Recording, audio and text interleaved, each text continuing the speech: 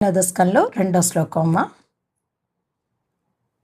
ఓ ఈశ్వరి, బాల్యము నుండి ఈతడు ముని బాలకుల సహవాసముతో క్లీం క్లీం అని సదా నీ బీజమంత్రాన్ని అతడు అక్కడ ఉచ్చరించాడు. నీ కృప వల్ల ఒకానొకప్పుడు అతని ఎదుట నీవు ఆవిర్భవించావు మరియు నమస్కరించిన అతనితో మాట్లాడావు. ఆబాల్యమేష మునిబాలక సంగమేనా ఆబాల్యమేష మునిబాలక సంగమేనా క్లీం క్లీమితీశ్వరి సదా తవ బీజమంత్రం. క్లీం క్లీమితీశ్వరి సదా తవ బీజమంత్రం. తత్రోచ్చచార కృపయాస్య పురఃకదాచిత్.